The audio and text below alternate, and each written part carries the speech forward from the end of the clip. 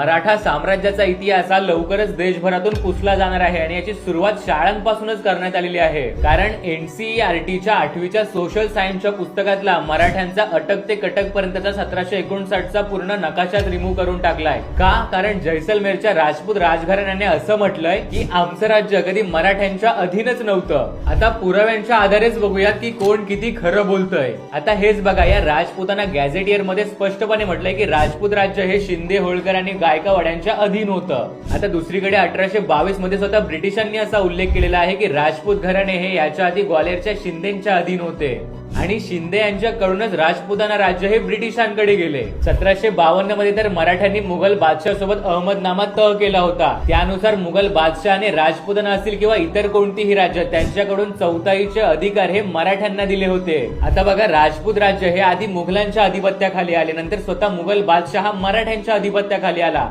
म्हणजे मग हे राजपूत राज्य कोणाच्या अधिपत्याखाली आले तर मराठ्यांच्या. बरं, एवढंच नाही तर आपला हा नकाशा हटवण्यासाठी NCERTने जी कमिटी स्थापन केली होती ना, त्याच्यामध्ये एक सुद्धा मराठी इतिहासकार नव्हते. या संपूर्ण प्रकरणाकडे आता नागपूर घराण्याचे मोदूजीराजे भोसले यांनी लक्ष वेधलेलं आहे. आता एवढे सगळे लिखित ऐतिहासिक पुरावे असून सुद्धा मराठा साम्राज्यासोबत जी छेडछाड केली जात आहे ना, ती कुठेतरी नक्कीच थांबली पाहिजे. त्यामुळे ही माहिती